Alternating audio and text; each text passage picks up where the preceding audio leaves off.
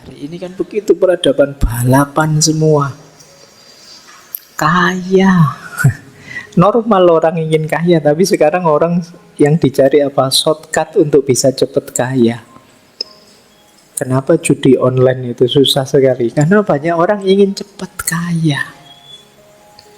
Bukan berarti mereka tidak tahu bahwa judi itu tidak boleh, tapi sekarang orang dikejar-kejar, dituntut segera kaya, dituntut segera hebat. Ya peradaban kita, peradaban cepat. Karir juga begitu, kalian ingin segera kerja, segera meningkat, segera. Jadi kadang-kadang lupa bahwa ada norma, ada adab, ada etika. Yang penting naik pangkat. Dengan kalian tidak sabar, pingin alah langsung aja to the point saja lah.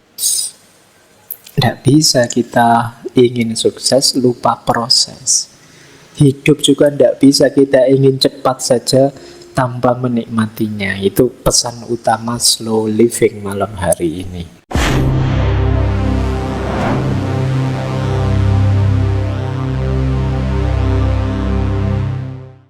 Assalamualaikum warahmatullahi wabarakatuh. Bismillahirrahmanirrahim. Alhamdulillahi rabbil alamin. Wa bihi nasta'inu ala umurid dunya waddin. Allahumma sholli wa sallim wa barik ala habibina wa syafi'ina Sayyidina wa maulana Muhammadin wa ala alihi wa ashabihi wa man tabi'ahum bi ihsanin ila yaumiddin. Amma ba'du. Bismillah, mari kita lanjutkan lagi ngaji kita. Malam hari ini kita masih ada di tema mencari ketenangan hidup, membangun hidup yang tenang. Yuk kita slow saja, mumpung temanya ya slow living. Ngajinya juga kita slow ya kan. Saya kebetulan agak serak, agak batuk juga, jadi suaranya agak pecah, enggak apa-apa. Untungnya temanya santai, tema slow. Nanti kita senyampe-nyampeknya. Baik, malam hari ini kita belajar dari beliau, Carl Honore. Carl Honore ini seorang filosof, jurnalis dari Kanada. Sekarang masih aktif dengan berbagai aktivitas beliau, khususnya di namanya slow movement, gerakan yang berhubungan dengan melambatkan hidup. Jadi karena rasanya hari ini hidup ini kok terlalu cepat, jarang di antara kita yang bisa menikmati hidup. Nanti kita lihat ya, di titik-titik mana sih kelirunya kita hidup yang terlalu cepat itu. Baik, langsung saja ya ke gagasan-gagasan beliau. Oke, bismillah, kita mulai ya. Apa dan bagaimana slow living ini? Yang pertama, problem utama slow living adalah fast culture. Fast culture itu budaya hidup inginnya serba cepat. Kadang-kadang orang tidak pakai istilah fast, kadang pakai istilah instan, inginnya langsung saja, tidak sabar proses. Semua hal dicari bagaimana cepatnya. Siapa paling cepat, dialah yang paling hebat. Dulu kita belajar ini dari ada filosof, dulu pernah kita kaji, namanya Paul Virilio, yang punya teori dromologi. Ini juga bagian dari kritik terhadap peradaban kita hari ini. Jadi peradaban kita hari ini itu peradaban yang fast, apa-apa pingin cepat. Jadi ya termasuk ngaji gini, ayo teman-teman siapa yang kalau dengerin YouTube dicepatkan 2 kali speed, 3 kali speed.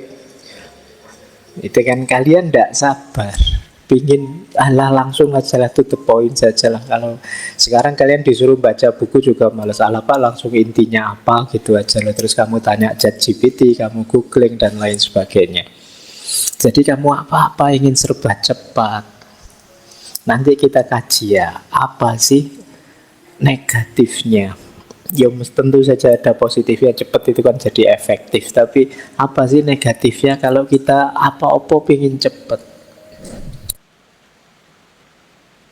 Kita lihat wajahnya peradaban kita hari ini.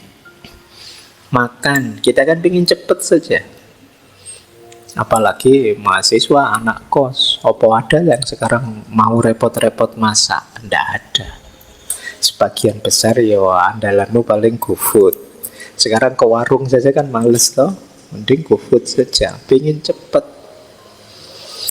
simple, dan ya kamu bukan penjelajah juga, nyoba menu ini pokoknya kalau seleranya itu yo itu terus berhari-hari, berminggu-minggu, berbulan-bulan. Kamu bukan penikmat makanan. Transportasi apalagi, orang tidak bisa menikmati perjalanan, pokoknya pinginnya segera sampai di tujuan. Betapa ngamuknya kalian kalau macet, betapa sumpeknya kalian kalau perjalananmu tertunda, terganggu. Transportasi, kereta api tidak ada apa-apa, ditambahi kereta api cepat misalnya, itu pun masih lebih cepat. Nanti mungkin ada lebih cepat lagi, lebih cepat lagi. Jadi kita tidak betah berlama-lama menikmati proses. Inginnya cepat. Belajar, apalagi belajar. Sekarang buku tips and trick itu bertaburan sudah. 6 jam menguasai bahasa Inggris. Jadi kamu mesti kuasai, kamu beli itu sudah. Pingin cepet lagi, gimana orang bisa ngobrol menguasai bahasa dalam waktu 6 jam. Tapi kan begitu. Jadi sehari bisa ngaji Al-Quran. Misalkan ini zaman saya dulu ngaji itu ndak secepat itu. Masih ada alif, ba, ta, a, i, u, ba, bi, bu, an, in, un, ban, bin, bun. Jadi tidak sekedar bisa ngaji, tapi bisa apa ya, kalau bahasa saya menikmati rasanya huruf satu demi satu. Tidak sekedar bisa membunyikan. Jadi ini dalam belajar kita selalu begitu. Hari ini pengen serba cepat. Kalau apa ngapain capek-capek baca buku, ngapain capek-capek kuliah, ngapain capek-capek. Kamu pengennya langsung saja. Makanya dulu waktu kita belajar di sesi taklim muta'alim itu, padahal syaratnya orang belajar, syaratnya orang berilmu itu kan tulus zaman. Butuh waktu yang panjang, butuh proses, tidak bisa tiba-tiba kamu pinter. Jadi ini salah satu ciri betapa hari ini peradaban kita, peradaban yang ingin cepat saja. Akhirnya kalian sekarang mulai males mikir, kamu wakilkan ke laptopmu, ke gadgetmu. Coba kalian perhatikan laptop gadgetmu itu kan kamu cari yang RAM-nya berapa sekarang? Sudah sampai berapa RAM itu? 32 sudah ada ya. Giga mungkin sudah ada, lebih cepat lagi. Jadi mungkin kamu nutul belum nyambung sudah muncul gambarnya, mungkin besok bisa begitu. Nah itu hari ini semua ingin cepat. Berita juga begitu, cepet-cepetan. Yang terjadi kapan, di mana sudah muncul, bahkan peristiwanya belum ada, hoaxnya kamu bikin duluan. Wah, hari ini kan begitu peradaban, balapan semua. Kaya. Normal orang ingin kaya, tapi sekarang orang yang dicari apa? Shortcut untuk bisa cepat kaya. Kenapa judi online itu susah sekali? Karena banyak orang ingin cepat kaya. Bukan berarti mereka tidak tahu bahwa judi itu tidak boleh, tapi sekarang orang dikejar-kejar, dituntut segera kaya, dituntut segera hebat.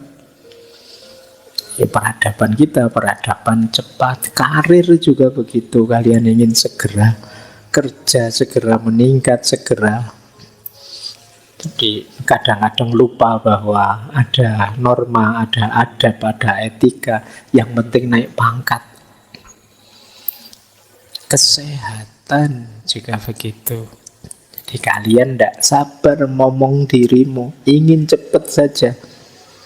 Disuruh banyak makan sayur, ya kamu beli saja obat, pil, apa yang mengandung sayur-sayuran. Kan begitu. Disuruh banyak makan buah, ya kamu nyarilah apa yang di dalamnya ada ekstrak buah. Kamu tidak betah untuk mengikuti prosesnya. Itu problem besar kita hari ini. Bahkan sekarang hiburan itu, tak kasih tanda kurung, streaming itu. Dulu kamu nonton sinetron itu ya seminggu sekali kan, seri ini, wah bersambung itu minggu depan. Tapi sekarang kamu tidak betah begitu, 16 seri ya kamu tonton sekali, tenggak dari pagi sampai malam. Kamu tidak betah, ini bersambung masih besok ya tidak, kamu tidak kuat nunggu itu. Kamu pingin cepet saja.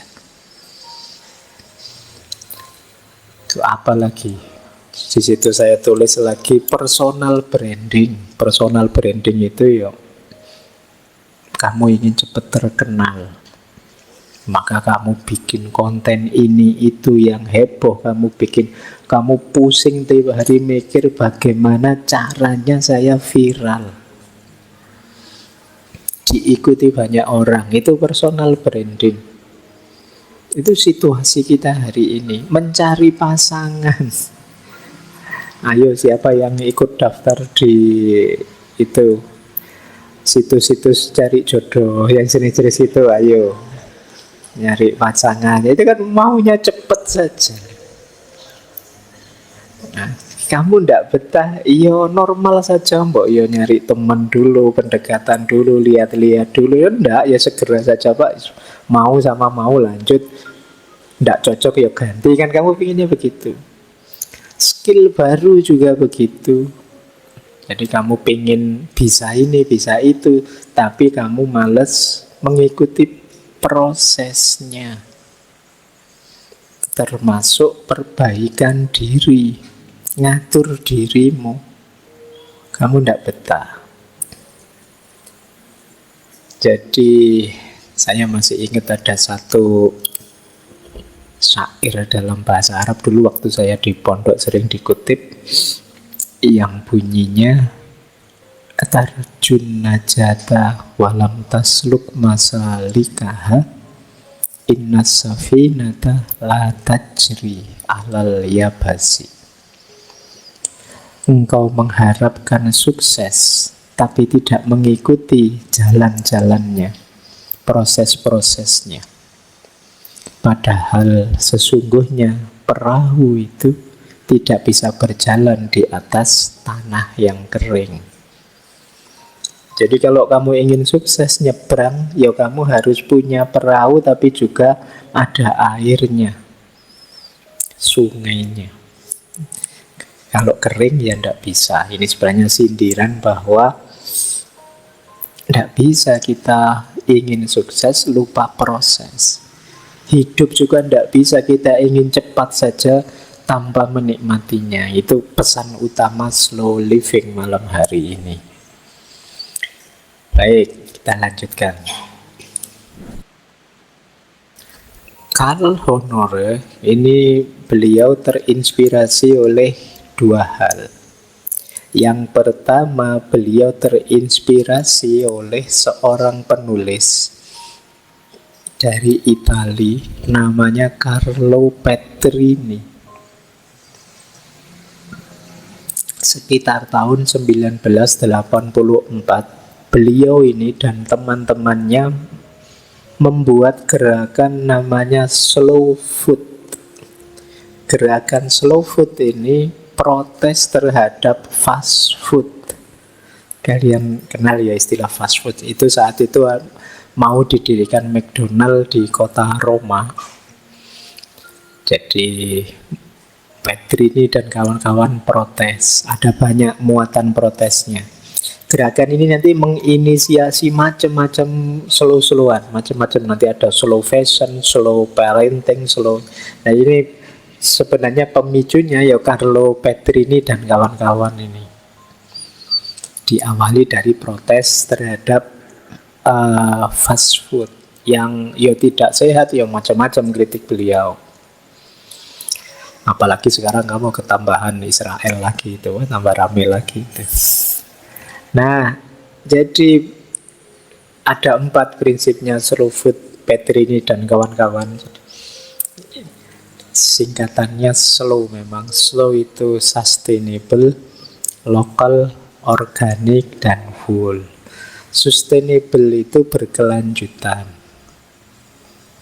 Maksudnya apa? Yuk kita makan makanan yang diproduksi dengan cara menghormati lingkungan, melindungi keanekaragaman hayati, menjaga keseimbangan ekosistem. Jadi makanan yang peduli lingkungan. Yang kedua lokal. Lokal itu makanan yang berasal dari sumber lokal. Warung-warung lokal, produsen-produsen kecil di daerahmu masing-masing. Kalau di Jogja ya angkringan, mungkin ada warung Tegal dan lain sebagainya. Itu kan yang lokal-lokal. Ini dalam rangka ya pemberdayaan masyarakat juga. Ini biasanya antitesisnya fast food, karena fast food itu biasanya makanan-makanan jenis global. Dan biasanya juga kan harganya agak mahal. Saya tidak yakin kalau level-level kalian ya langgannya di sana. Kalau angkringan depan itu saya masih percaya kalian langgan di situ. Jadi kalau urusan yang lokal aku percaya kalau kalian. Cuma kalau yang sustainable ini harus lebih diperhatikan lagi. Terus organik. Jadi makanan yang diproduksi tanpa bahan kimia. Dan whole itu dijaga benar keutuhan gizinya. Termasuk nanti misinya Petrini dan kawan-kawan, yuk makanan tradisional yang diwariskan oleh nenek moyang kita itu biasanya lebih nyambung dengan kesehatan kita, DNA kita, selera kita. Mari kita hidupkan lagi. Cuma ya itu tadi, hari ini banyak di antara kita yang makan itu asal makan saja, ingin cepat selesai tugas makan itu sehingga tidak bisa menikmati, milih beli saja, milih pesen saja. Dan yang buka-buka di sekitarmu mungkin ya tidak yang berkarakter slow ini. Jadi tiap hari ya kita akhirnya fast food yang kita makan. Baik, nanti ada uraian lebih panjang. Inspirasi kedua, Carl Honore ini mengalami sendiri. Jadi ini kesadaran muncul satu ketika saat beliau mau beli buku cerita untuk anaknya. Jadi Honore ini biasanya sebelum tidur itu membacakan cerita untuk anaknya. Saya tidak tahu ya, di kita tidak, budaya membacakan cerita itu tidak populer.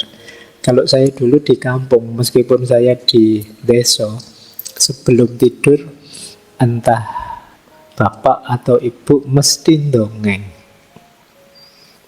Kalau di barat kan membaca. Kalau di kampung saya dulu, zaman saya kecil dulu, dongeng memang cerita. Dongeng apa saja, mulai Kancil Nyolong Timun lah, mulai apalah itu. Pasti malam sebelum tidur. Saya tidak tahu generasi kalian ngalami itu apa enggak. Kalau tidak, boleh dilatih, dibiasakan untuk anakmu besok. Jadi bagian dari quality time kalian dengan anak-anak kalian itu waktu sebelum tidur. Yos, kalau tidak ada buku, mungkin Pak buku di rumah filsafat semua Pak, tidak ada buku cerita. Ya kamu dongengin saja, tapi dongeng anak-anak ya, jangan dongeng drakor apa dongeng yang aneh-aneh. Jadi dongengin dia, itu masuk. Termasuk nanti mungkin di akhirnya ada pesan moralnya, ada titik tekannya apa. Nah ini dilakukan Honore, cuma kalau dia ada di tradisi di sana, di barat itu sambil baca buku cerita. Nah, cuma dia merasa, saya itu kalau cerita sebelum menemani anak sebelum tidur itu biasanya ceritanya kesusu-susu, terburu-buru. Kenapa? Pingin anaknya segera tidur, maunya begitu, terus dia dan ngerjain tugas yang lain. Dan dia menyesali itu.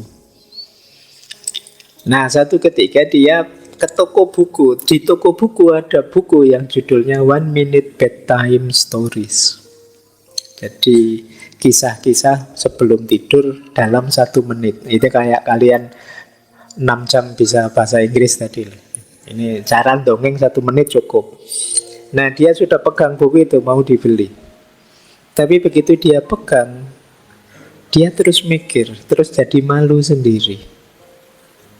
Kenapa ya kok saya mencari yang versi terburu-buru, ingin cepat untuk sesuatu yang harusnya ini momen berharga untuk anak saya. Harusnya ini quality time.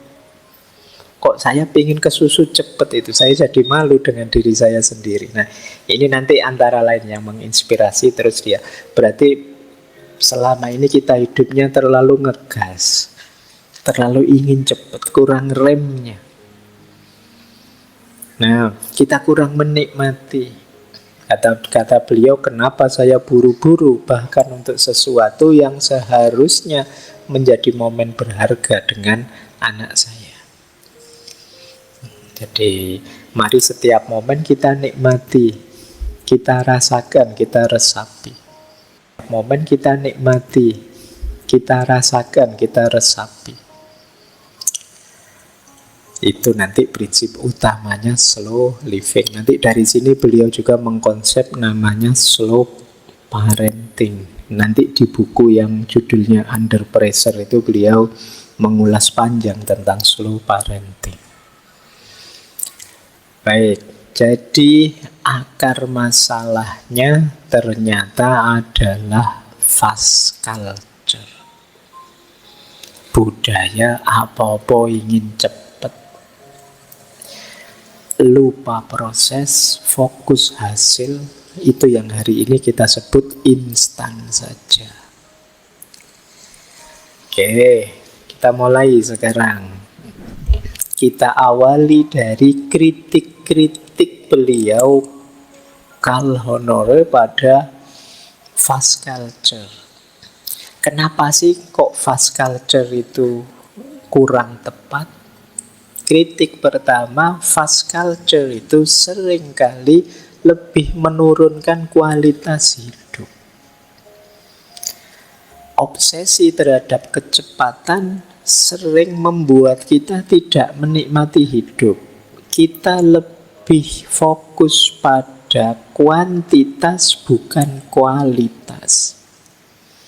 Kalian kuliah misalnya, targetmu kan tercepat, terbaik, dan terbaik itu IPK. Ini kuantitas. Jadi bukan saya kuliah biar pinter, jadi orang berkualitas, menguasai ilmu ini itu kan tidak jadi targetmu. Targetmu itu ya pokoknya pada waktunya 4 tahun pas ya lulus, kalau bisa sebelumnya, kemudian IPK-nya harus yang paling tinggi. Targetmu target kuantitas. Orang yang dikejar waktu, yang model fast itu, tentu saja dia tidak menikmati kuliahnya. Kenapa? Tiap hari pikiranmu adalah gimana caranya nilai tinggi, gimana caranya cepat lulus, itu terus. Jadi mungkin nanti setelah kamu lulus baru kamu sadar, iya ya saya 4 tahun kuliah itu ngapain saja ya kemarin, rasanya kok gak dapat apa-apa selain ijazah dan gelar. Ya meskipun tidak kebalikannya, jangan merasa kalau begitu saya kemarin kuliahnya santai-santai bolos terus, bener ya Pak, enggak. Ya sangsoyo, nanti ada rumusnya slow living itu. Tapi kita sering mengukur sesuatu yang seharusnya berhubungan dengan kualitas, tapi secara kuantitas saja. Kita males capek-capek neliti wataknya orang ini kayak gimana. Ya sudah, lebih gampang dilihat dia cara berpakaiannya bagaimana, dia punya tato apa enggak. Kita lebih suka yang seperti ini. Lebih melihat kuantitas daripada kualitas. Ini efek fast culture. Ya kalau mengamati wataknya kan lama, Pak. Kalau harus bergaul lama dulu, kalau meneliti kedalaman batinnya ya sudah lah, Pak. Dilihat saja biasanya cara ngomongnya sopan apa enggak, bajunya pakai baju takwa apa pakai jin apa pakai itu cara kita selama ini. Kenapa dituntut cepat? Akhirnya apa? Karena ingin selalu cepat, kita melewatkan pengalaman-pengalaman berharga. Kita jalani, tapi kita kan ingin segera selesai. Akhirnya tidak bisa menikmati. Kamu lupa dulu punya teman ini, punya teman itu yang asiknya seperti ini. Kalau ngobrol dengan yang teman yang ini, itu tegangnya begini. Kalau ngobrol, kamu tidak bisa menikmati itu. Oke, karena kamu terpacu oleh tadi hal yang ingin kamu raih secara cepat. Maka kata Honore, kadang-kadang fast culture itu membuat hidup kita dangkal. Kita seperti robot autopilot, jalan saja pokoknya. Kita tidak bisa menikmati. Misalnya kalian ngaji malam hari ini, itu ya mungkin fokus. Saya ingin segera laporan ke teman-teman bahwa malam ini saya hadir ngaji. Terus kamu fokus. Lupa kamu akhirnya tidak menikmati. Kamu sibuk nyari angle yang tepat untuk foto. Kamu sibuk. Jadi fokusmu ke situ. Tidak bisa menikmati enaknya kopi yang dibuat teman-teman takmir. Tidak bisa melihat kiri kanan temanmu. Mungkin ada yang luar biasa dan lain sebagainya. Jadi fast culture membuat kualitas hidup kita menurun. Kita jadi dangkal. Kenapa? Kita tidak menghayati, tidak mendalami hidup kita. Kita seperti mesin, seperti robot yang jalan begitu saja. Yang kedua, kritiknya kesehatan jadi taruhan. Budaya serba cepat membuat orang kelelahan, stres, muncul banyak tekanan untuk produktif. Jadi banyak orang burnout. Burnout itu ya sudah nyalanya hilang, habis kayak lampu kehabisan minyak. Karena apa? Kerja terus. Tidak ada ruang untuk istirahat, tidak ada ruang untuk kita santai-santai. Kita jadi kayak mesin, bukan kayak manusia. Itu efek kedua. Nanti ada istilah namanya hustle culture. Jadi hustle culture itu budaya kita, cara hidup, cara berpikir kita yang menuntut untuk kerja keras terus. Orang itu hebat kalau sibuk terus. Tidak peduli waktu, tidak peduli kesehatan. Kalau ada orang bilang saya sibuk ini, wah luar biasa kamu. Masih muda sudah sesibuk itu rasanya bangga. Jadi mengagungkan kerja keras sebagai sesuatu yang ideal. Nah, coba cek ya, kalian gaya hidupmu seperti ini apa tidak. Jadi ciri-cirinya hustle culture itu yang pertama, kerja tanpa henti. Membuatmu kayak tadi lampu kehabisan minyak. Kamu kelelahan, stres terus, mentalmu geser sudah. Kerja terus. Yang kedua apa? Pengen produktif terus. Kamu merasa kalau tidak produktif, kamu tidak berharga. Itu yang disebut toxic productivity. Menjadikan produktivitas sebagai ukuran utama bahwa kamu berharga. Maka kamu terus jadi kelelahan. Kemudian mengglorifikasi kelelahan. Lelah, kurang tidur itu menunjukkan berarti saya ini orang yang penting, saya ini orang yang sibuk, saya ini. Itu kamu glorifikasi, Wah. Tidak kayak kalian tiap hari rebahan saja, nganggur saja. Lihat saya ini, lu sibuk, waktuku itu penuh sekarang ini. Itu glorifikasi kelelahan ini. Kalian berarti gayamu hustle culture. Kalian berarti gayamu hustle culture. Dan hidupmu tidak seimbang. antara kerja, kesehatan, kehidupan pribadi, hobi, dan lain sebagainya, kacau ritmenya. Ini yang disebut hustle culture. Coba kalian cek dirimu ya, kalian punya visi itu enggak? Ya mungkin sekarang belum sesibuk itu, tapi kalau di pikiranmu begitu, bahwa orang yang sibuk enggak ada waktu sama sekali, itulah orang hebat, saya harus begitu, saya harus produktif terus menerus, kamu terancam masuk budaya ini. Yang ini ya membahayakan bagi kesehatanmu, jasmani maupun rohani. Jadi kesehatan batinmu maupun kesehatan lahiriahmu. Coba kamu mindset, kalau mindsetmu masih begini, coba diadaptasi, disesuaikan lagi. Beliau juga mengkritik, istilah beliau, kutukan multitasking. Mengerjakan dua hal sekaligus. Orang terus mengerjakan dua hal sekaligus itu tampak begitu cerdik, begitu efisien, begitu modern. Namun yang sering terjadi adalah mengerjakan dua hal secara tidak baik. Seperti banyak orang, kata Honore, saya membaca koran sambil nonton TV dan merasa kurang dapat manfaat dari keduanya.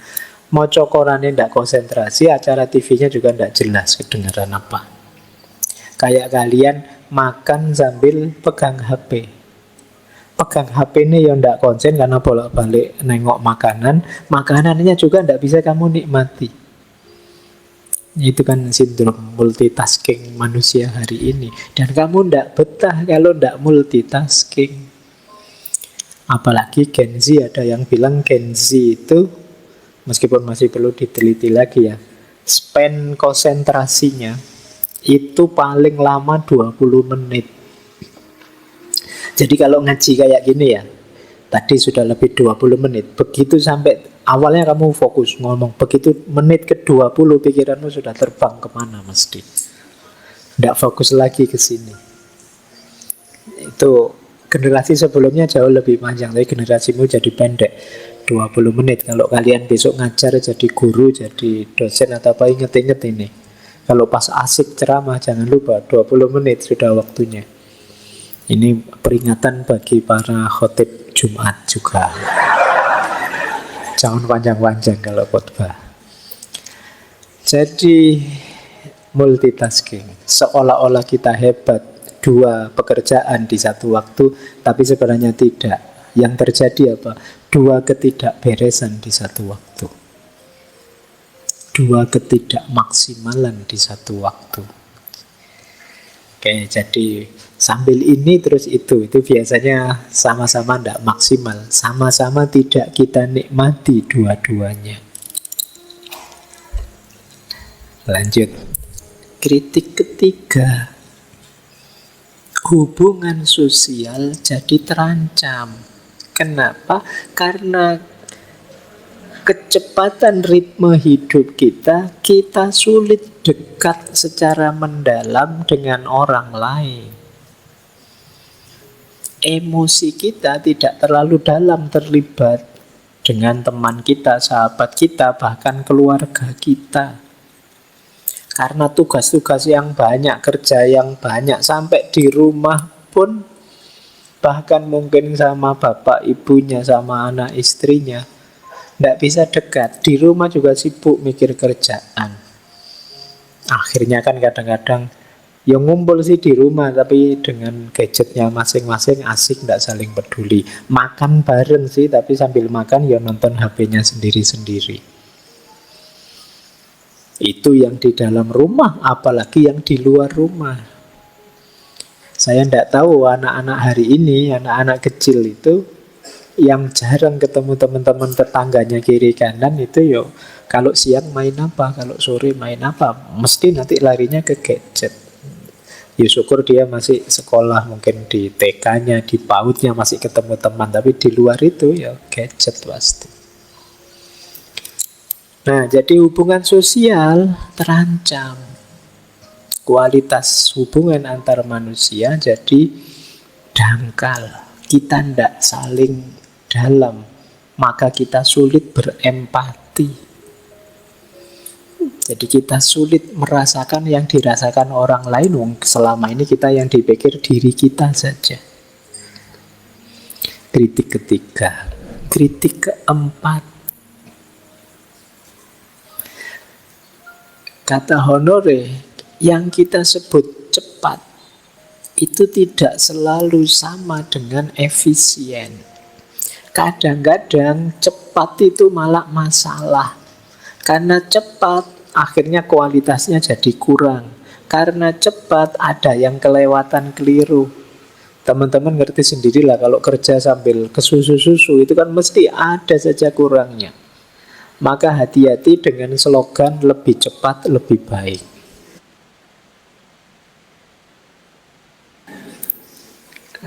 Tidak mesti lebih cepat itu lebih baik. Kadang-kadang lebih cepat itu tadi jadi malah tidak efisien, malah kerja 2 kali. Akhirnya kita malah menyesal ini. Allah kemarin, ngapain aku kok kelewatan yang tadi, kok tidak hati-hati yang tadi. Itu karena terlalu cepat. Jadi ini kecepatan tidak sama dengan efisiensi dan tidak berarti lebih cepat pasti lebih baik. Ada lagi yang kelima, beliau mengkritik fast culture itu sering mengabaikan ritme alami hidup. Alam semesta ini termasuk manusia ada ritmenya. Ayo kita pahami, iya kita harus tahu kapan kita kerja, tapi juga harus tahu kapan istirahat. Kapan kita evaluasi, kapan kita refleksi. Anak-anak juga ada ritmenya, orang dewasa ada ritmenya, setiap makhluk ada ritmenya. Begitu kita kacau ritme kita, putus ritmenya, pasti tidak seimbang. Pasti kemudian ada masalah dalam hidup kita.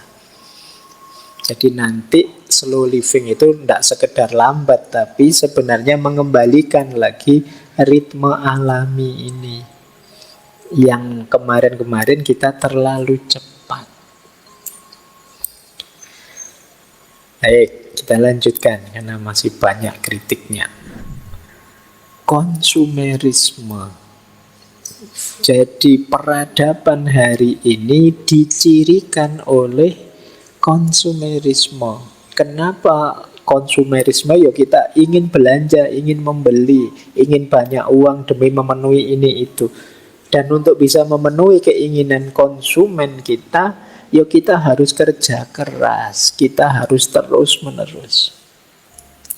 Jadi hari ini kita sulit membedakan antara kebutuhan dengan keinginan. Ini 2 hal yang berbeda. Makan itu kebutuhan, makan enak itu keinginan. Pakai baju itu kebutuhan, pakai baju yang bermerek itu keinginan. Konsumerisme itu kalian lebih disetir oleh keinginan-keinginanmu yang kadang-kadang tidak relevan. Biasanya keinginan ini jauh lebih mahal. Maka untuk bisa memenuhi keinginanmu, kamu perlu kerja keras. Kamu perlu melakukan multitasking tadi. Kamu perlu cepat melakukan ini itu biar segera melakukan yang lain, biar dapat uang banyak, biar bisa memenuhi keinginan-keinginanmu. Jadi peradaban konsumerisme membuat kita ingin terus belanja. Dan untuk itu kita perlu biaya, dan untuk banyak biaya kita perlu banyak kerja, bila perlu lembur, bila perlu lupa istirahat, dan seterusnya. Jadi lingkaran setannya di situ. Jadi kita, pokoknya hidup kita hari ini kan hidup untuk belanja. Kerja untuk belanja, kan kerjaanmu tiap hari buka Shopee, buka Tokopedia. Oke ya, jadi berarti apa? Fast culture itu mempromosikan gaya hidup yang merugikan. Tidak hanya secara emosional, tapi juga secara ekonomi, secara sosial. Baik. Oke ya, ini kritik ke-6. Kritik ke-7. Banyak ternyata kritiknya sampai 7. Ya ini pemetaan saya saja. Beliau mengkritik fast culture itu membuat kita kehilangan kesadaran penuh, tidak bisa menikmati momen. Itu yang kemarin kita bahas panjang di mindfulness. Mari hidup secara mindful. Hidup secara mindful itu kita sadari sepenuhnya yang kita lakukan sekarang dan kita nikmati, kita hayati. Apa saja yang kita lakukan. Mungkin duduk di masjid ini mengikuti ngaji. Mungkin nanti setelah ini kalian sambil baca buku atau sambil nonton TV atau sambil ngobrol dengan teman atau nongkrong di angkringan. Nikmatilah setiap momen, rasakan, hayati. Itu akan membuatmu lebih bahagia. Sementara selama ini kita sering hidup seperti saya bilang tadi, rutin saja, autopilot saja, tidak menikmati. Biasanya kalau pagi sarapan itu, ya sudah diulang lagi sarapan itu tanpa kayak orang tidak sadar. Misalnya kalian biasanya sarapan roti, sudah beli roti sak kotak berapa gitu. Meskipun kadang ya dimakan 2-3 terus jamuran. Iya Bang. Nah, itu kamu tiap pagi begitu, terus akhirnya kamu kan rutin itu. Begitu rutin autopilot, kamu tidak menikmati. Pokoknya pagi mandi, kayak robot itu kan. Terus habis mandi ganti baju, setelah itu duduk ngambil roti, terus makan, setelah itu makan. Jadi tidak ada kesannya sama sekali.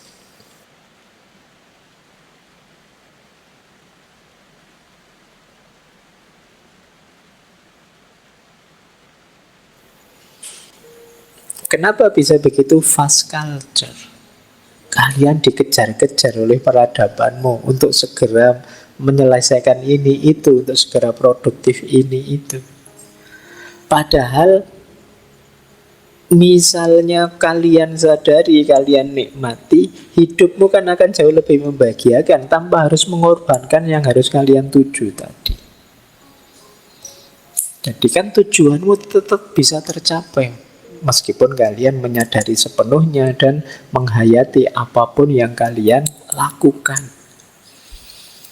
Jadi fast culture menjauhkan kita dari menikmati hidup. Karena jauh dari menikmati hidup, kita juga tidak merasakan kebahagiaan. Padahal harusnya kita itu sudah bahagia, tapi kita tidak ngaku bahwa kita bahagia, wong kita tidak pernah menikmati hidup kita. Yo, akhirnya kita tidak bersyukur. Akhirnya tiap hari mengeluh. Jadi padahal nasibmu itu jauh lebih baik dari banyak sekali orang yang lain. Itu pun kalian tiap hari mengeluh. Karena ini tadi, kamu tidak mindful. Kamu tidak menikmati detik per detik hidup. Oke ya, jadi inilah kritik-kritik dari Carl Honore terhadap fast culture. Yang ini harus dicarikan solusinya. Solusinya apa? Itulah nanti yang kita sebut slow living. Baik, ambil nafas dulu, istirahat dulu ya, boleh. Nanti dianggap tidak menikmati kalau ngomong terus 2 jam. Mari kita nikmati momen kita malam hari ini biar kita bersyukur.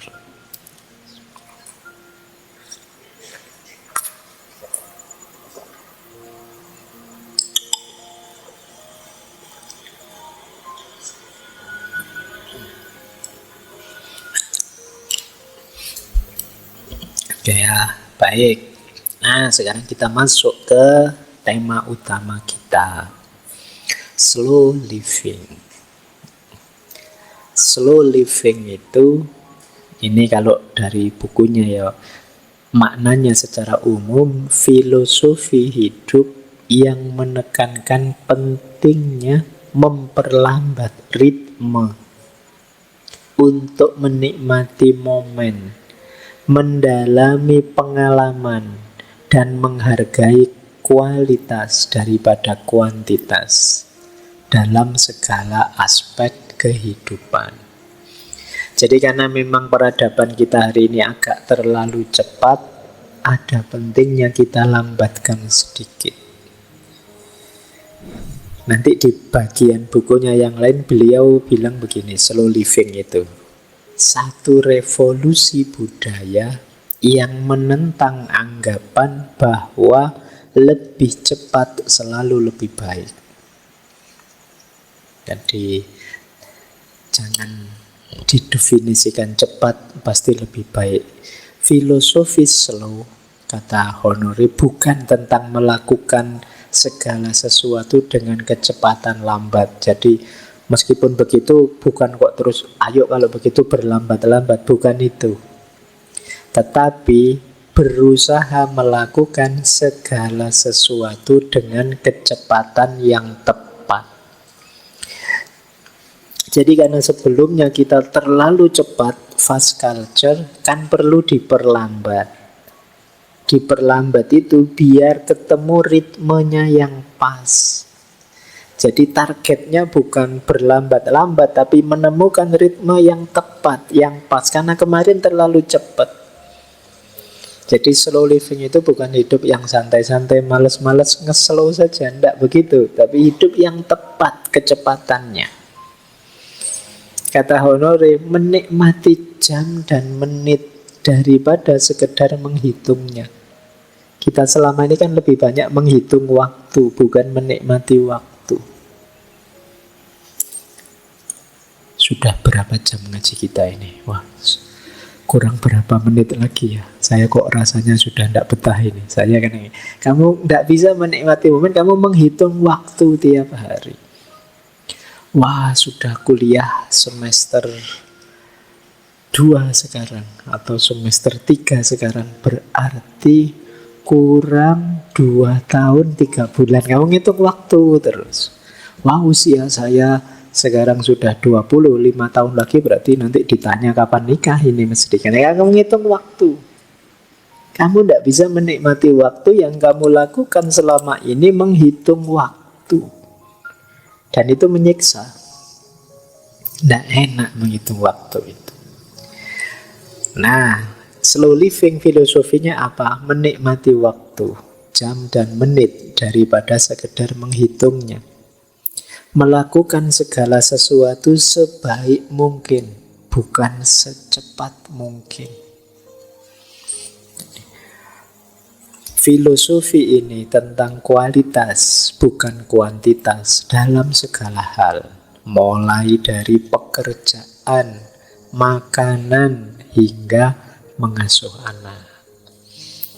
Jadi ini beliau ingin semacam revolusi. Yuk manusia mulai ngerem, manusia mulai melambatkan diri. Jangan terlalu cepat, terlalu ambisius, itu merusak. Nah, maka kalau kita rumuskan lagi ya, mari kita luruskan ada beberapa miskonsepsi, awas keliru. Yang pertama, slow living bukan berarti malas. Awas keliru ya. Karena kadang-kadang kalian memaknai slow pak, makanya saya tidak lulus kuliah sampai semester 14, tidak apa-apa pak. Saya slow prinsipnya pak, bukan itu.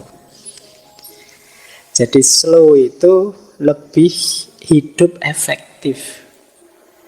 Mengalokasikan waktu untuk hal yang memang fokus, yang memang prioritas, yang memang cocok.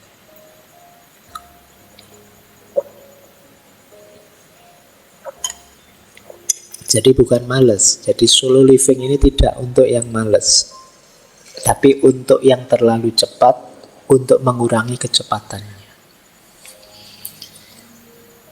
Ya meskipun ada yang bilang, tapi males itu kadang-kadang penting loh Pak. Ya. Ada satu buku yang menjelaskan begini, alhamdulillah masih ada orang males. paling tidak ada orang yang tidak ikut menyumbang kekacauan dan kerusakan di muka bumi. Iya, kemarin kan kita belajar ekologi bulan lalu itu betapa agresifnya manusia karena ambisinya, cita-citanya, keinginannya terus bikin kerusakan ini, kerusakan itu. Nah, paling tidak orang males itu tidak ikut andil merusak dunia ini. Wong dia enggak ngapa-ngapain kok. Itu jasanya paling tidak itu ya. Oke. Meskipun jangan kamu pakai alasan, nanti ini dipakai alasan, Pak. Saya males itu ya, mending Pak, saya ndak ikut andil ngerusak gitu. Oke, jadi slow living bukan berarti males. Yang kedua, slow living bukan berarti menunda. Waktunya kerja ya kerja saja, tapi ngerti ritmenya. Jangan tergesa-gesa. Juga jangan ditunda. Kalau memang sudah waktunya action, action.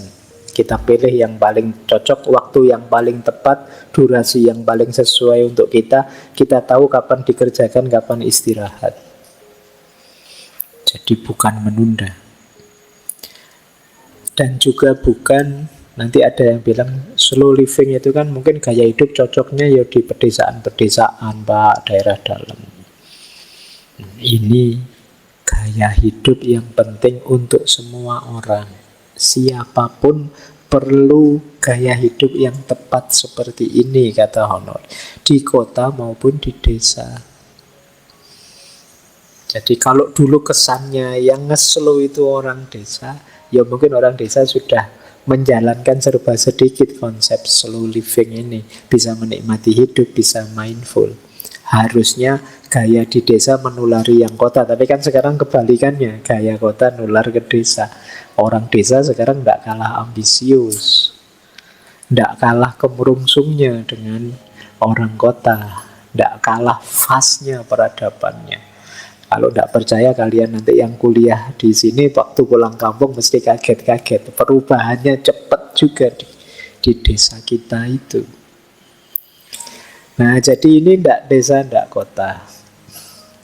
Jadi tidak hanya untuk negara maju, tapi juga untuk kita. Kita kan sebenarnya juga sudah maju ya. Insya Allah. Iya kan. Harus optimis kita. Baik, jadi ini miskonsepsi. Banyak yang salah paham terhadap slow living. Bukan males, bukan menunda-nunda, juga bukan cocoknya di pedesaan saja. Oke, kita lanjutkan. Sekarang prinsip-prinsipnya.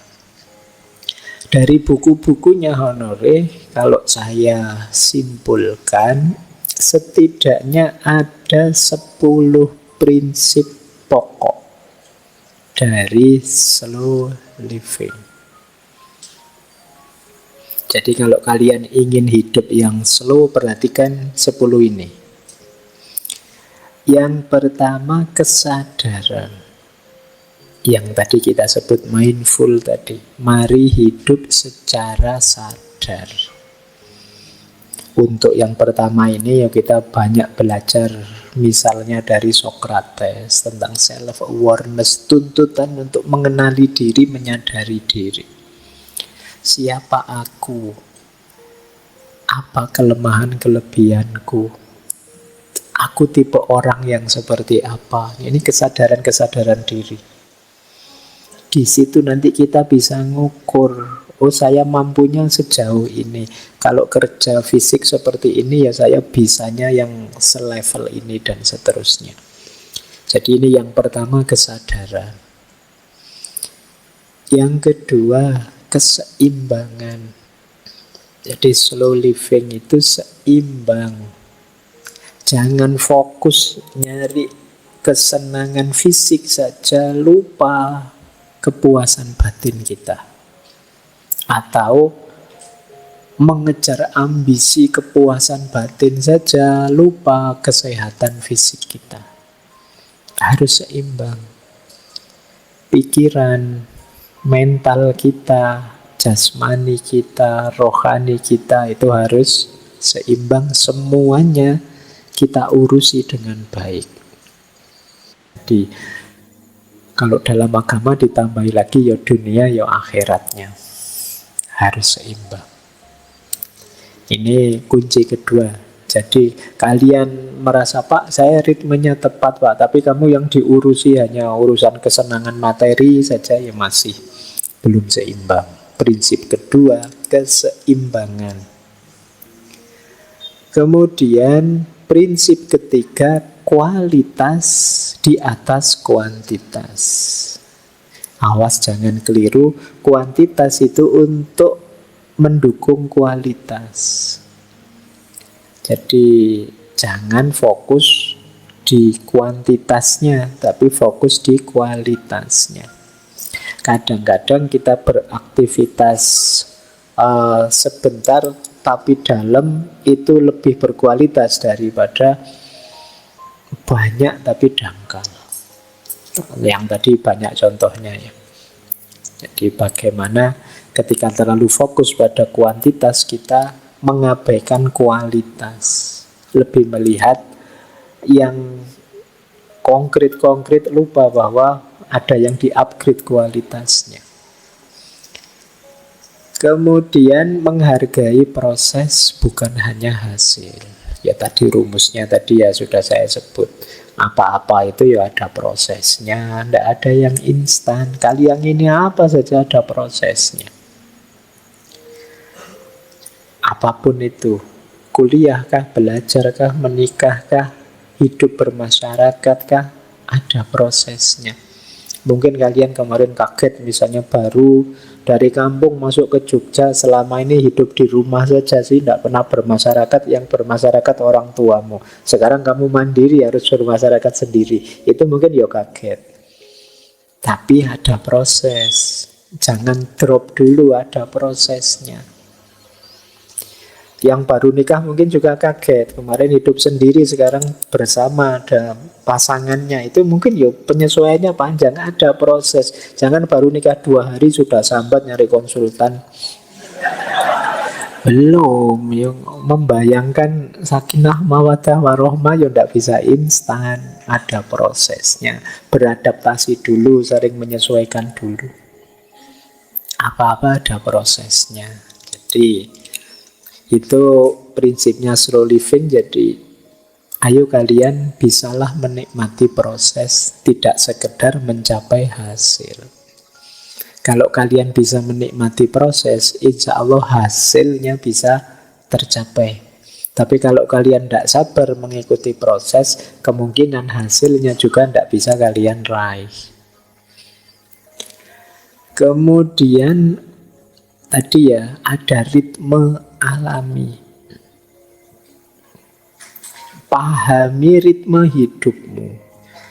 Memang yang awal tadi kesadaran jadi kuncinya. Jadi jangan lupa kita ini ada ritmenya.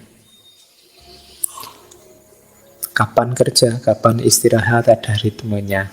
Di titik mana kalian mulai lelah, mungkin saatnya kalian mengurangi banyak kegiatan dan lain sebagainya. Kemudian kesederhanaan, simplicity. Sederhananya konsep simplicity itu jangan memasukkan, melibatkan, nambah-nambah aktivitas kegiatan yang tidak ada hubungannya dengan dirimu atau tujuan-tujuanmu. Kadang-kadang kita itu nyari masalah sehingga hidup kita jadi kompleks, jadi ruwet.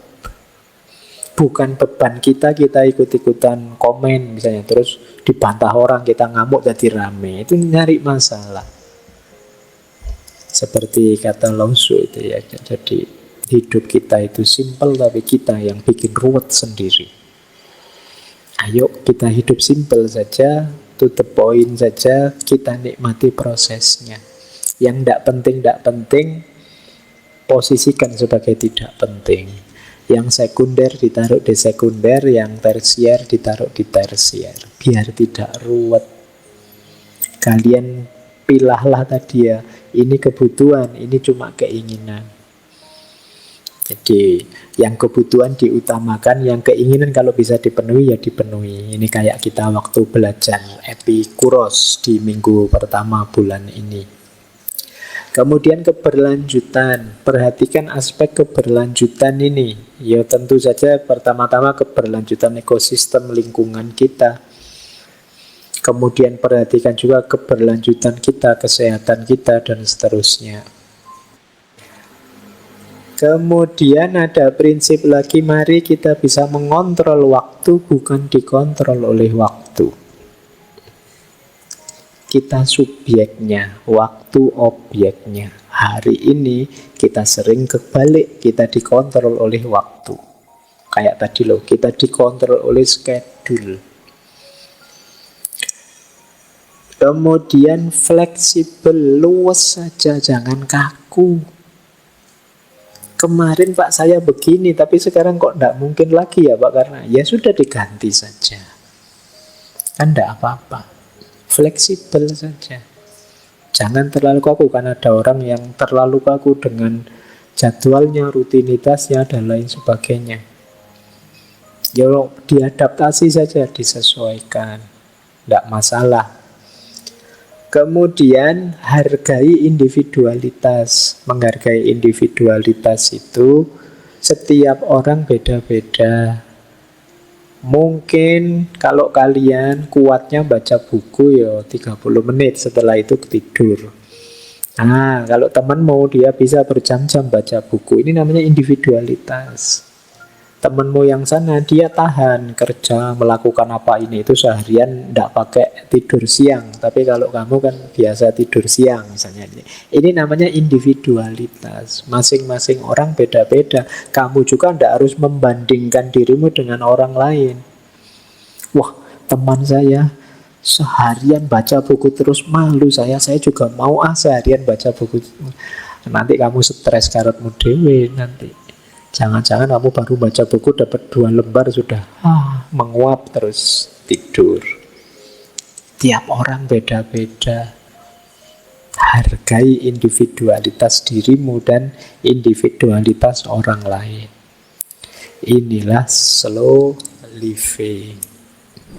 Oke, baik. Semoga sudah bisa ditangkap ya maksudnya slow living. Setelah ini kita belajar 3 gaya hidup yang banyak dijelaskan oleh Carl Honore tentang slow living. Yang pertama slow food, yang kedua slow traveling, dan yang ketiga slow parenting. Kita awali dari slow food. Seperti apa sih slow food? Tadi kan ada kritik pada fast food. Apa sih pesan dari gerakan slow food? Yang pertama jelas ya, melawan budaya fast food. Kalau fast food, makanan itu hanya dilihat jadi bahan bakarnya tubuh. Jadi hanya melihat itu. Kemudian ya biasanya makanan olahan, nutrisinya kurang, cara makannya tergesa-gesa, dan lain sebagainya. Namanya fast food ya, makannya mungkin tergesa-gesa. Biar cepat habis terus melakukan pekerjaan yang lain. Sementara slow food mendorong kita untuk menikmati makanan sebagai ritual yang penuh perhatian, melibatkan bahan yang berkualitas, waktu memasak dinikmati, dan kebersamaan dalam menyantapnya. Nah, ini mungkin tadi ya banyak diinspirasi di desa-desa, itu kan lebih slow food. Kemudian menghargai proses memasak. Kalau di peradaban modern banyak orang mencari cara cepat masak atau tidak usah masak sama sekali, eman-eman waktunya. Tapi slow food ini menganggap proses masak itu penting. Penting meluangkan waktu untuk masak sendiri, bahan-bahan segar yang dibeli sendiri. Dan memasak itu pengalaman berharga, tidak sekedar tugas, tidak sekedar kewajiban. Kalau teman-teman sudah bisa menikmati momen indahnya memasak. Nah, ini kalian sudah mulai masuk ke ranah slow food. Yo, ndak laki-laki, ndak perempuan. Nah, sekarang kan banyak malah yang cowok-cowok yang juga chef ya. Saya ndak tahu kalian apa bisa masak apa ndak. Tapi biasanya kalau kalian masak sendiri, itu rasanya seperti apapun, ayo saja dimakan. Sudah terlanjur dimasak.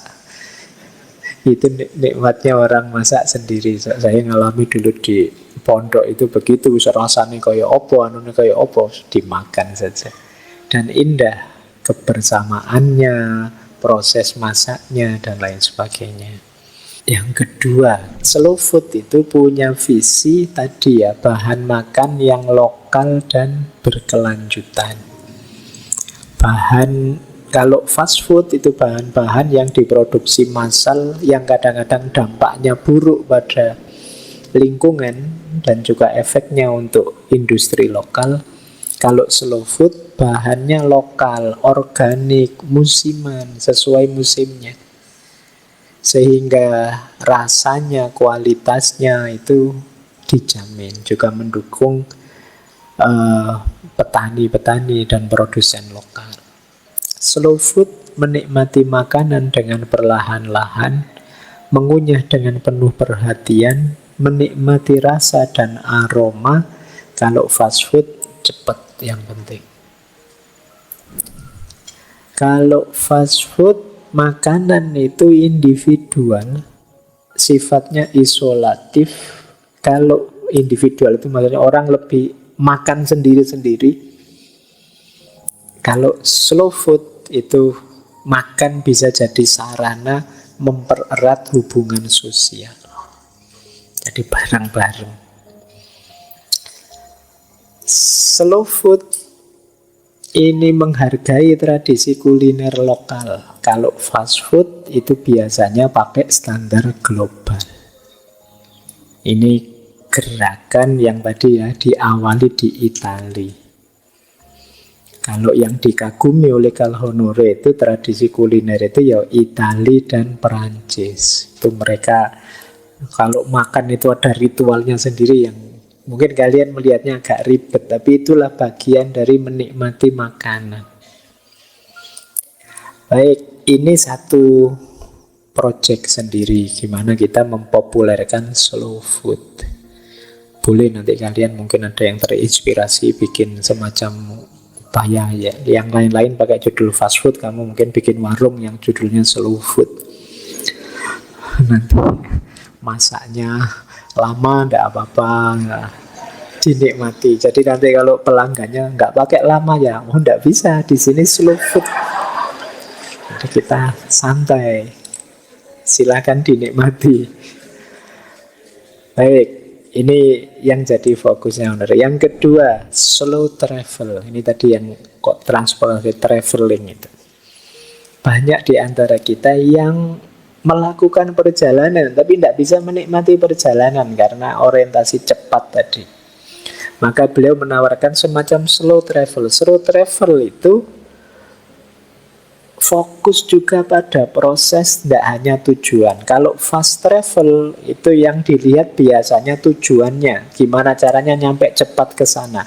Tapi kalau slow travel itu menikmati proses perjalanannya, menikmati pemandangannya, menikmati ketemu banyak orang, berinteraksi banyak orang, menikmati momen kesendirian, lihat pemandangan pinggir jalan.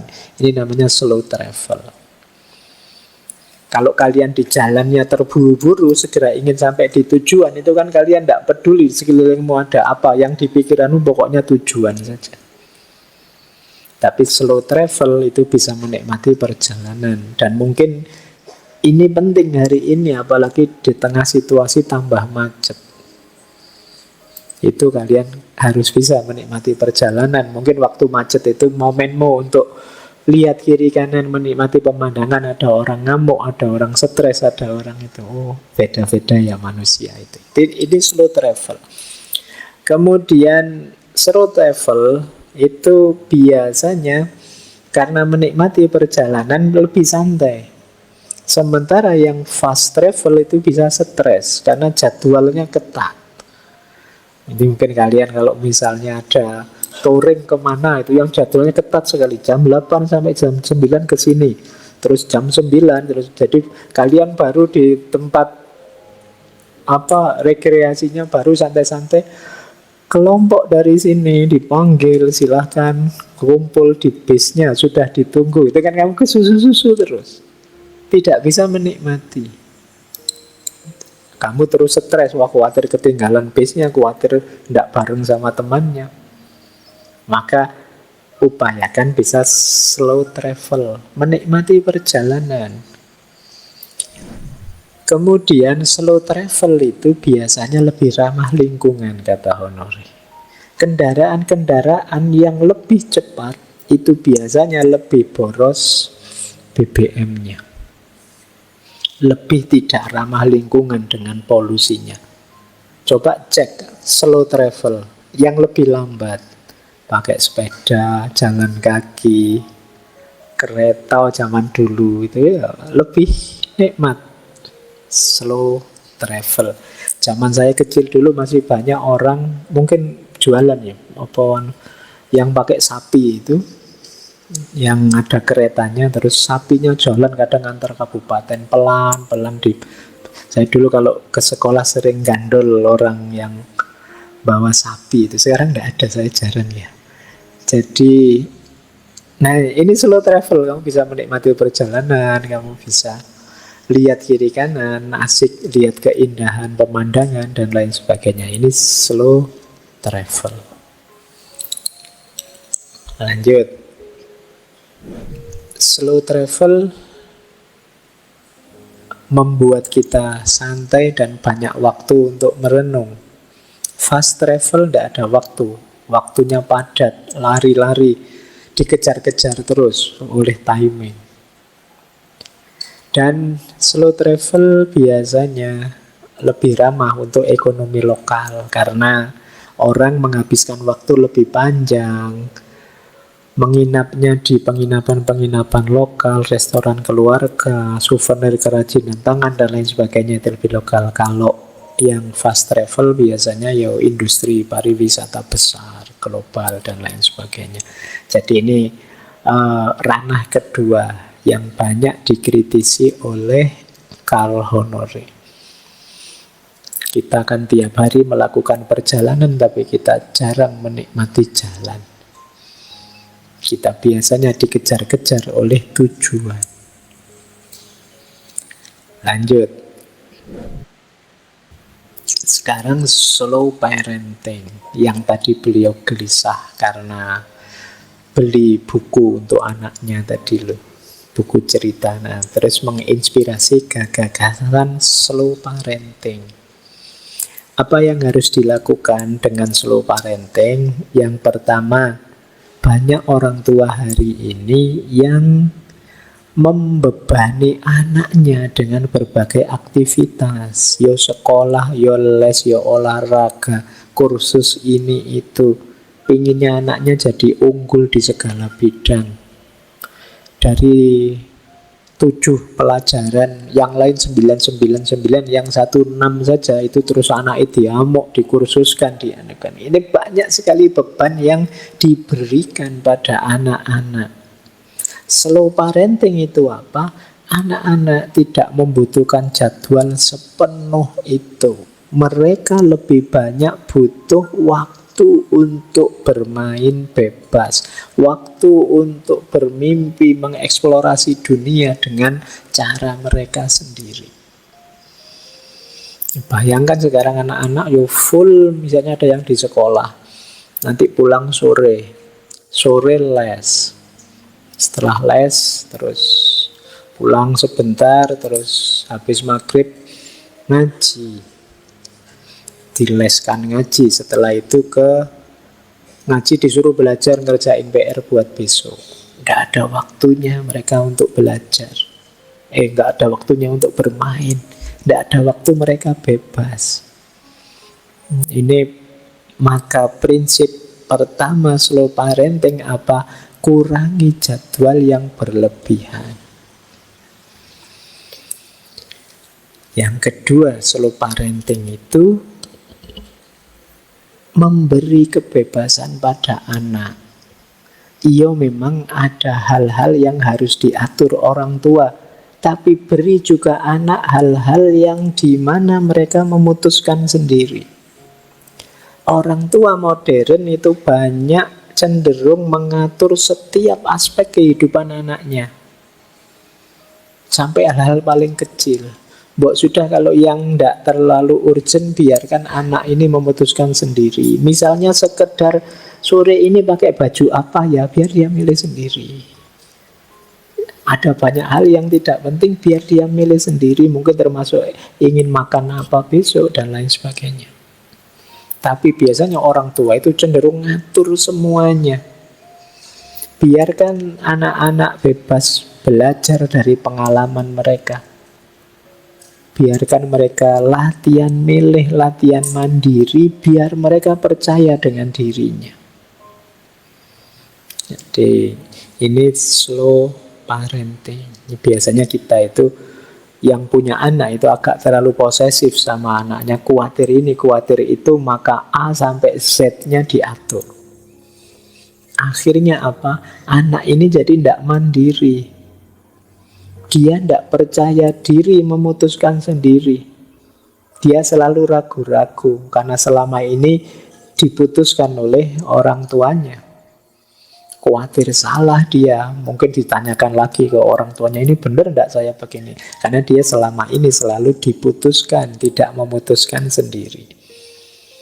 Jadi prinsip kedua, beri bebasan pada anak-anak biar mereka percaya diri dan merasa dihargai.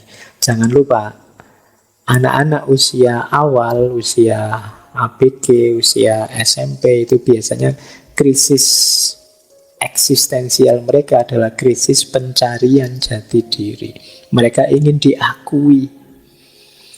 Cuma biasanya kita mengabaikan itu dengan cara ngatur segala hal. Seolah-olah mereka itu tidak layak memutuskan untuk hidupnya sendiri. Nah ini terus biasanya mereka krisis, terus memberontak, melakukan hal-hal yang kadang-kadang negatif. Maka jangan kaget, perilaku kriminal yang muncul hari ini kadang-kadang yang melakukan anak kecil-kecil, masih SMP dan lain sebagainya. Terus tadi ada istilah ritme alami.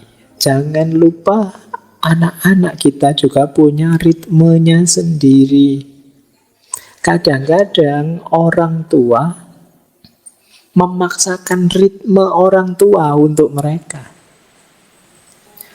Jadi perkembangan mereka, cara belajar mereka itu yuk anak-anak sudah levelnya. Jangan dibandingkan dengan orang tua.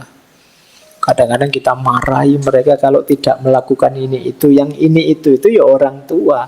Itu levelnya orang tua yang melakukan yang sehebat itu, sedahsyat itu. Nah, kita sering memaksakan itu pada anak-anak kita. Standar orang tua kita pakaikan untuk anak-anak. Ini masalah kita hari ini. Kita tidak melihat bahwa dulu kita waktu kecil misalnya mungkin jauh lebih jelek, jauh lebih lemah daripada anak-anak kita.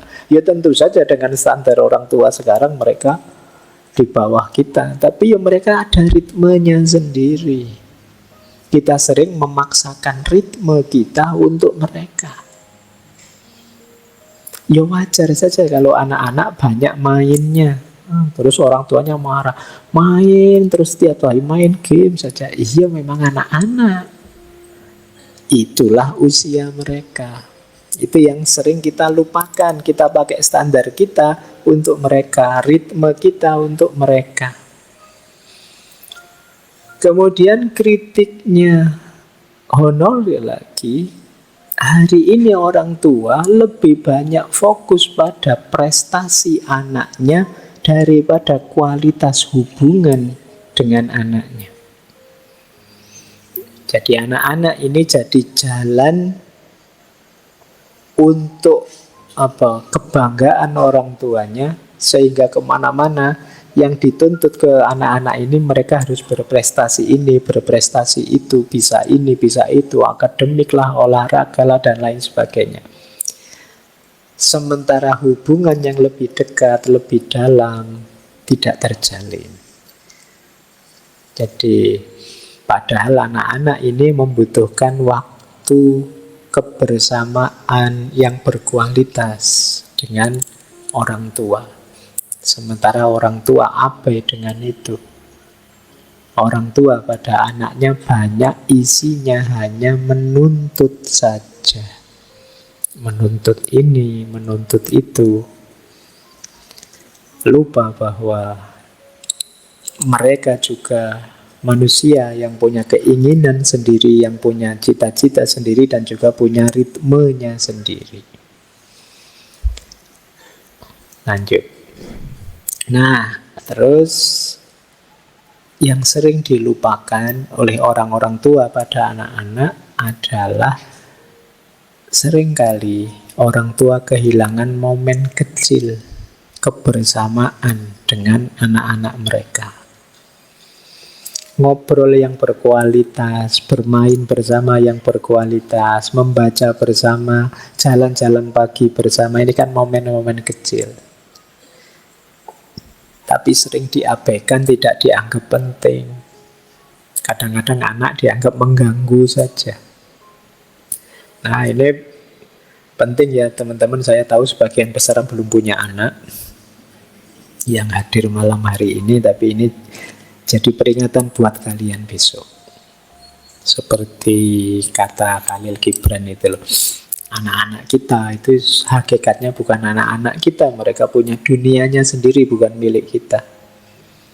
Kita bisa mengarahkan mereka, tapi seperti apa laju, nasib, dan gaya hidup mereka itu ada di tangan mereka sendiri. Baik, jadi ini slow parenting, efek, jadi lanjutan dari isu tadi ya, slow living tadi. Yuk, jangan terlalu keburu nafsu, dikejar-kejar oleh prestasi ini, prestasi itu, ingin target ini, target itu, sampai lupa cara kita ngomong yang baik pada anak-anak kita. Isinya dikejar prestasi saja terus kita, sehingga anaknya dituntut saja terus. Baik, jadi ini 3 wilayah tadi sudah: parenting, traveling, dan food. Sebenarnya masih ada sekarang banyak isu-isu yang lain. Masih ada food, slow fashion. Slow fashion itu gaya kita berbusana, pakai baju. Kita banyak sekarang slow fashion itu apa? Misalnya dengan bahan-bahan yang tidak ramah lingkungan, kemudian mengutamakan tren sesaat, jadi sehingga di kamar kita, di lemari kita itu banyak sekali baju yang mungkin sudah pensiun tapi masih bagus karena kita gonta-ganti tren terus. Ini namanya tidak efektif, dikejar-kejar tren, dikejar-kejar gaya. Ada hubungannya dengan slow fashion. Dan masih banyak lagi ranah slow ya, mungkin nanti ada slow education dan lain sebagainya. Cuma pada intinya ya prinsip-prinsip slow living seperti yang saya jelaskan tadi. Ini karena waktunya sudah mepet, langsung saya jujuk ke sini. Tipsnya sekarang. Pak, sejak tadi kan diajari caranya slow, hidup yang slow. Nah, sekarang memulainya bagaimana? Gimana memulai slow living ini? Kalau bahasa sehari-hari, ngeremnya bagaimana, Pak? Ini sudah terlanjur cepat ini ritme hidup saya. Yang pertama, breathe. Ini sebenarnya diambil dari salah satu wawancara dengan Honore. Breathe itu bernafas dalam-dalam. Ini awalnya ya, ambekan. Ya masuk mau ndak bernafas. Tapi bernafas yang dalam maksudnya. Bernafas yang dalam itu lumayan meredakan tensi, lumayan meredakan ketegangan, lumayan ngerem. Kalau kalian sedang sumpek apapun, ambil nafas sedalam-dalamnya, diulang sampai 3 kali, itu bisa turun. Oke, jadi yo paling ndak darahnya ndak naik lagi, menstabilkan tekanan darah, memperlambat detak jantung. Coba ambil nafas, breathe, ngerem. Jadi kalau sedang mengalami kok kemurungsung sekali, tergesa-gesa sekali, keburu-buru sekali, ambil nafas dulu.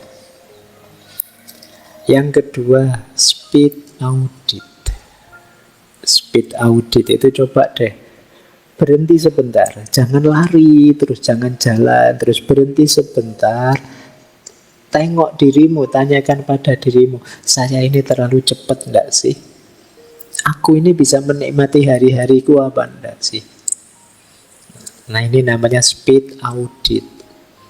Iya, ternyata saya ini terlalu cepat, autopilot saja hidup saya tidak menikmati sama sekali. Saatnya direset, diatur ulang berarti. Oke, kemudian downsize your calendar. Kalau kalian jadwalmu penuh, banyak, sekarang buat prioritas. Yang tidak penting buangan. Biar tidak sesibuk itu dirimu.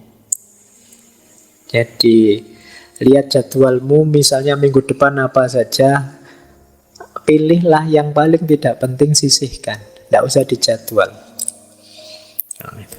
Saya tidak tahu kalian punya itu apa enggak. Pak, saya itu fast living tapi tidak terjadwal, Pak. Rasanya kayak sibuk kayak itu tapi ya tidak jelas semua. Ya berarti kamu pilih aktivitas-aktivitas yang pokok, yang penting, yang harus kamu lakukan. Sisanya saatnya kamu istirahat, ambil nafas, menikmati hidup. Jadi misalnya, Pak, saya itu yang pokok-pokok ya kuliah, Pak. Kuliah itu dalam seminggu 5 kali, Pak. Hari ini jam sekian, hari ini jam sekian. Terus saya ada lagi ngaji, Pak, jam sekian, sekian. Berarti sisanya saatnya kamu pendinginan. Oke, itu namanya downsize your calendar. Kemudian schedule unscheduled time. Jadi kalau memang begitu padatnya, tidak bisa ada yang disisihkan, jadwalkan waktu tanpa kegiatan. Jadi istirahatnya dijadwal berarti, santainya dijadwal, ngeremnya dijadwal. Atau set aside more in between time. Set aside more in between time itu kalau selama ini kalian jadwal istirahatmu pendek, tambahi lagi. Jeda antar kegiatan mungkin 10 menit, tambahi jadi 15 menit. Ya jangan panjang-panjang. Nanti nggak jadi melakukan yang kegiatan selanjutnya, ya tambah 20 menit atau 25 menit boleh. Itu namanya ngambil jeda untuk ambil nafas. Terus unplug. Unplug itu artinya melepas. Siaplah melepas hal-hal yang memang tidak penting, tidak vital, tidak primer. Kalau tidak, ya kamu akan ditelan oleh kesibukan hal-hal yang tidak penting. Misalnya tadi loh, bukan berarti main gadget itu jelek, tapi kan terus-terusan main gadget itu negatifnya banyak. Maka dijadwal, terus dijeda, dilatih dirimu nyapih gadget. Nah, ini namanya unplug. Mungkin bukan gadget, mungkin kesibukan apa yang itu sebenarnya tidak terlalu penting tapi menyita terlalu banyak waktumu. Nah, itu kamu harus siap menyapihnya, melepasnya. Karena kalau kamu tidak bisa itu, ya tetap kamu rasanya sibuk sekali tapi tidak ada hasil apa-apa, cuma dapat lelah saja. Dan yang terakhir, lakukan, ini istilahnya ritual yang mendukung perlambatan. Itu kalau di Honore dicontohkan antara lain merajut. Ini mungkin untuk teman-teman yang putri ya. Ngerajut itu melatih kesabaran, melatih pelambatan. Berkebun juga begitu, membaca, termasuk masak, termasuk melukis. Ini melatih jiwa kita agar gampang cooling down, Jadi agar lebih tenang, lebih sabar, lebih stabil, itu bikin ritual-ritualmu sendiri. Mungkin kamu mau bikin dengan cara ngaji kah, zikir kah, wirid kah, boleh. Bikin acaramu sendiri, yang acara ini jenis slow, yang tidak butuh keburu-buru, yang bisa kamu nikmati. Jadi mulainya dari mana boleh kamu awali dari sini. Setelah itu kemudian baru masuk ke konsep-konsep besar tadi. Slow food, slow parenting, slow traveling, dan kamu slowkan semua aspek-aspek hidup yang kemarin terlalu cepat.